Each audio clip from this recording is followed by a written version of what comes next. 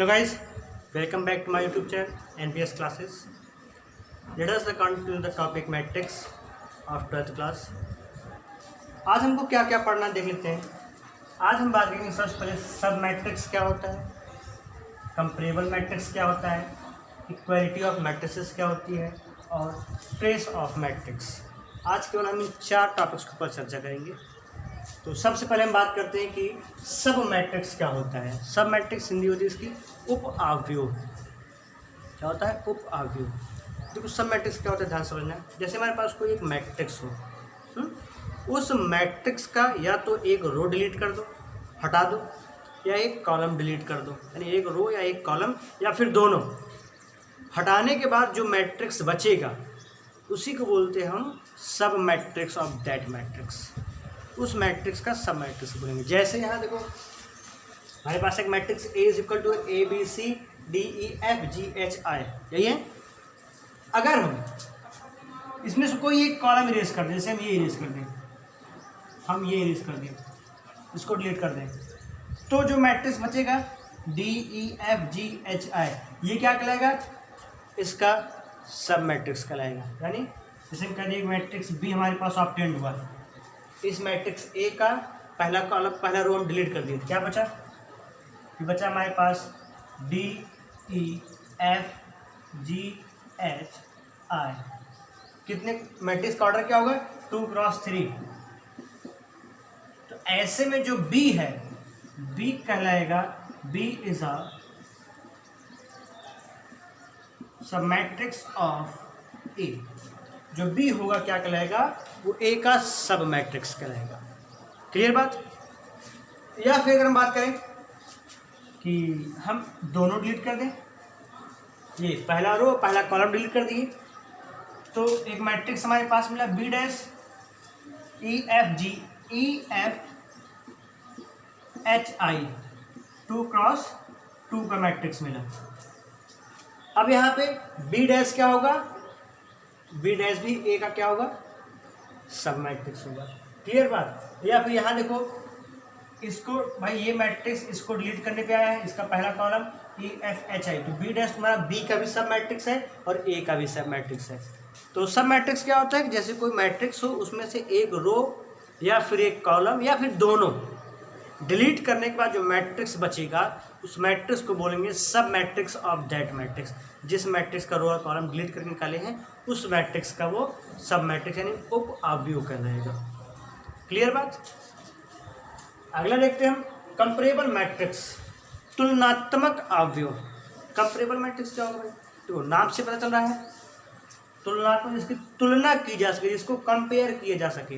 यानी अगर हमारे पास दो मैट्रिक्स है, एक मैट्रिक्स A है एक मैट्रिक्स B है, एक मैट्रिक्स A एक मैट्रिक्स B है, तो दोनों को हम कंपेरेबल कब कहेंगे? दोनों को तुलनात्मक आव्यूह हम कब कहेंगे? जब पहले वाले मैट्रिक्स का नंबर ऑफ रो और नंबर ऑफ कॉलम दूसरे वाले मैट्रिक्स के नंबर ऑफ रो और कॉलम के बराबर। जैसे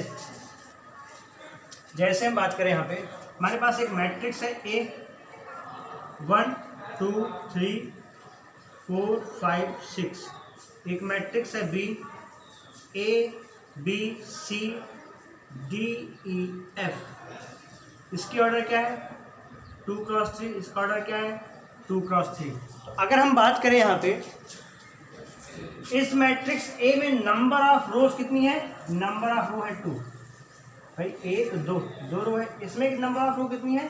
2। इसमें नंबर ऑफ कॉलम्स कितनी है? 1 2 3 है। इसमें नंबर ऑफ कॉलम्स कितनी है? 3। तो दो मैट्रिक्स को हम कंपेरेबल मैट्रिक्स कब कहेंगे? जब उनकी नंबर ऑफ रोज, देखो 2 रो यहाँ पे 2 रो यहाँ पे है, और नंबर ऑफ कॉलम्स क्या हो? इक्वल हो। तो ऐसे दोनों मैट्रिक्स को क्या बोलेंगे? Comparable matrix. एलिमेंट डिफरेंट हो सकते हैं, ऐसा नहीं कि एलिमेंट सेम हो, ये वाला इसके बराबर हो, ये वाला इसके बराबर, ये वाला, ऐसा कुछ नहीं। Number of rose number of column same हो, या कह सकते हो सेम। सिंपल भाषा में अगर कहें कि जिसका ऑर्डर सेम हो, जिस मैट्रिक्स का ऑर्डर सेम हो वो मैट्रिक्स क्या कहलाएगा? कंपेरेबल मैट्रिक्स, तुलनात्मक आव्यूह। क्लियर बात? वीडियो पॉज पे इसको नोट कीजिए, फिर हम आगे बात करते हैं इक्वालिटी ऑफ मैट्रिसेस।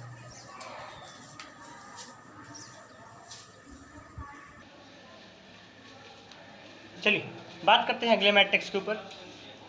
कि इक्वलिटी क्या होती है मैट्रिसेस की। जैसे मेरे पास दो मैट्रिक्स है, एक मैट्रिक्स ए है, एक मैट्रिक्स बी है, तो कब कहेंगे कि ये दोनों मैट्रिक्स इक्वल है? तो दो मैट्रिक्स को इक्वल हम तभी कहेंगे जब पहले मैट्रिक्स का रो दूसरे मैट्रिक्स के रो के बराबर हो। यानी अगर हमारे पास दो मैट्रिक्स, एक मैट्रिक्स ए एक मैट्रिक्स बी हो, जब ए का नंबर ऑफ रो बी के नंबर ऑफ रो के बराबर हो और ए के कॉलम्स की संख्या बी के कॉलम्स के नंबर के इक्वल हो, यानी number of columns in A number of columns in B बराबर हो, तो उसी को बोलते हैं हम। और तीसरी चीज, दो पहली बात तो रो बराबर हो दोनों का, ए का रो और बी का रो बराबर हो, ए का कॉलम और बी का कॉलम नंबर ऑफ कॉलम्स बराबर हो। तीसरी, करस्पॉन्डिंग एलिमेंट्स इक्वल हो।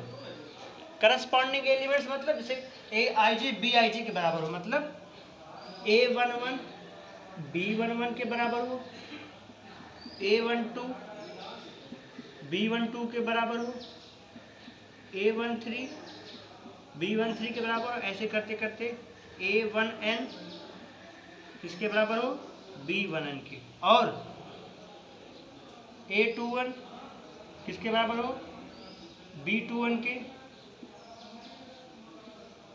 A31 किसके बराबर हो? B3। ऐसे करते करते AM1 किसके बराबर हो? BM1। यानी करस्पॉन्डिंग एलिमेंट्स क्या हो? इक्वल हो। तो ऐसे मैट्रिक्स को हम बोलेंगे इक्वल मैट्रिक्स, समझ में? और वो जो क्या कहलाएंगे? इक्वल मैट्रिक्स कहलाएंगे, इक्वलिटी ऑफ मैट्रिक्स बोलेंगे। यानी जिनमें स्तंभों की संख्या समान हो, जिन दो आव्यूह में स्तंभों की संख्या समान हो और रो जो होती है क्षैतिज जो होती है उनमें उनकी संख्या समान हो, तो ऐसे आव्यूह को हम क्या बोलते हैं? आव्यूह की समानता। तब वो क्या कहलाएगी? आव्यूह वहाँ पे समान कहलाएंगे, समान आव्यूह कहलाएंगे दोनों। जैसे कि एग्जांपल समझते हैं भाई, हमारे पास एक मैट्रिक्स है ए, 1 2 3 4 5 6। एक मैट्रिक्स हमारे पास है 1 2 3 4 5 6। यहाँ पे देखा जाएगा एक मैट्रिक्स है, ए मैट्रिक्स बी है, इसमें नंबर ऑफ कॉलम्स कितनी, नंबर ऑफ रोज कितनी है? 2। कॉलम्स कितनी है? 3।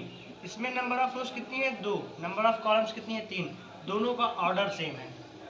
इन दोनों को अगर एक लाइन में बोले तो दोनों का ऑर्डर सेम। क्लियर बात?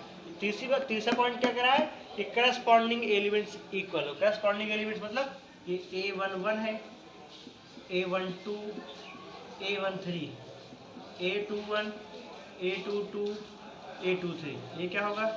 B11 B12 B13 B21 B22 B23। यानी A11 B11 के बराबर हो, A12 B12 के बराबर हो, A13 B13 के बराबर हो, A21 B21 के बराबर हो, A22 B22 के बराबर हो, A23 B23 के बराबर हो। समझ में? इसको बोलते हैं करस्पॉन्डिंग एलिमेंट्स इक्वल हो। तो फिर ऐसे मैट्रिक्स को हम बोलेंगे इक्वल मैट्रिक्स। और क्या कहेंगे? इक्वलिटी ऑफ मैट्रिक्स होगी ये। क्लियर बात? तो वीडियो पास करके आप इसको नोट कीजिए। फिर बात करते हैं अगले और लास्ट टॉपिक पर, ट्रेस ऑफ अ मैट्रिक्स।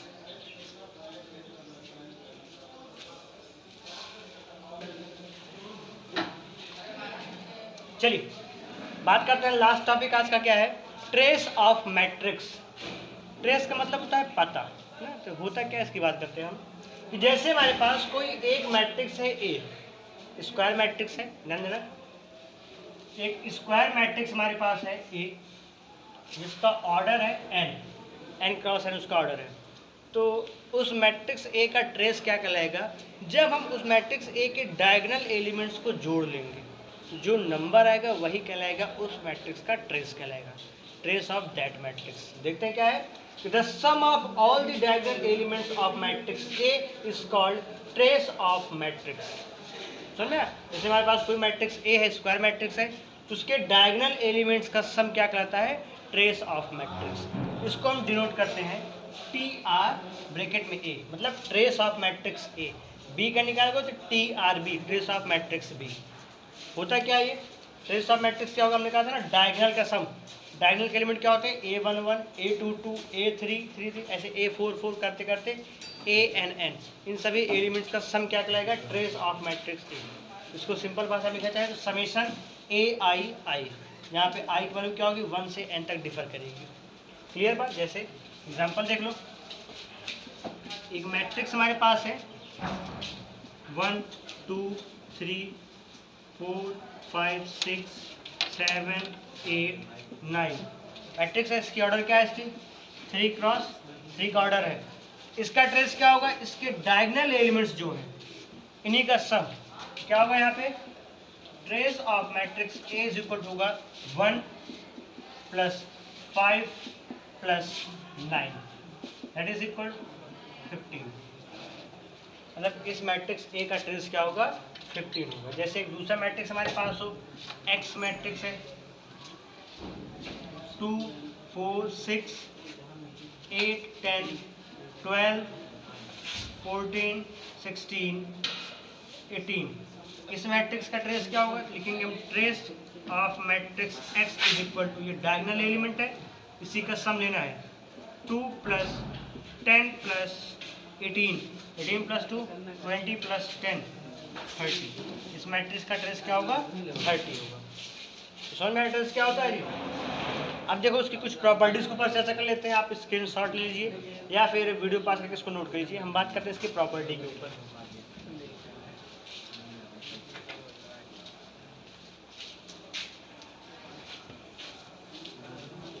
चलिए इसकी प्रॉपर्टीज देख लेते हैं हम। जैसे हमारे पास दो मैट्रिक्स हो, एक मैट्रिक्स A है AIJ N क्रॉस N, और एक मैट्रिक्स हमारे पास है BIJ N क्रॉस N की मैट्रिक्स A भी है, स्क्वायर मैट्रिक्स है दोनों। तो trace of matrix A + B होता है, ये पहली प्रॉपर्टी है। Trace of matrix A + B equal होगा trace of matrix A + trace of matrix B। Clear बात। दूसरी प्रॉपर्टी इसकी देख लेते हैं। ट्रेस ऑफ मैट्रिक्स AB, ये क्या होगा, ट्रेस ऑफ मैट्रिक्स AB से यहाँ पे अलग कर दिए, उसको यहाँ भी अलग कर सकते हो आप। ये होगा ट्रेस ऑफ मैट्रिक्स BA, यानी कम्यूटेटिव लॉ है, कम्यूटेटिव लॉ को फॉलो करता है ये।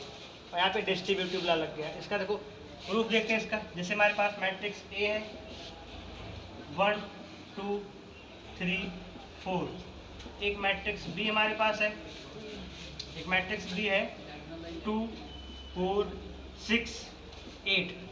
ट्रेस ऑफ मैट्रिक्स अगर हम A निकालें, ट्रेस ऑफ मैट्रिक्स A निकालें तो क्या होगा, डायगोनल एलिमेंट इसका है 4 1, तो 1 + 4 कितना हो जाएगा 5। ट्रेस ऑफ मैट्रिक्स B निकालते हैं तो 2 + 6 कितना, सॉरी 8 + 2 हो जाएगा 10। A और B का आ गया, ट्रेस आ गया। अब दोनों मैट्रिक्स को अगर हम ऐड करें, एडिशन का रूल होता है, करस्पॉन्डिंग एलिमेंट्स जुड़ते हैं। तो अगर हम A + B निकालें, A + B निकालेंगे, देखो यहाँ पे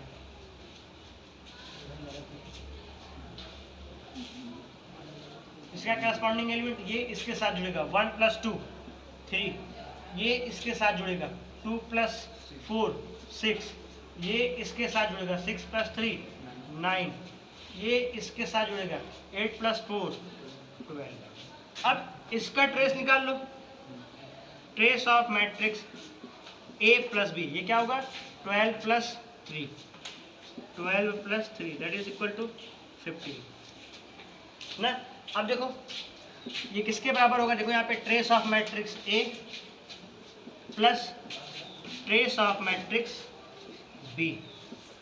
ट्रेस ऑफ मैट्रिक्स A क्या था, मैट्रिक्स A का ट्रेस था 5, मैट्रिक्स B का ट्रेस क्या था 10 15, आया कि नहीं। Trace of matrix A + B किसके बराबर आएगा, trace of matrix A + trace of matrix B। Same ऐसे आप AB का निकालोगे तो BA के बराबर आएगा। क्लियर बात। इसको मेज करते हैं, आप स्क्रीनशॉट लीजिए, दूसरा प्रॉपर्टी चर्चा करते हैं।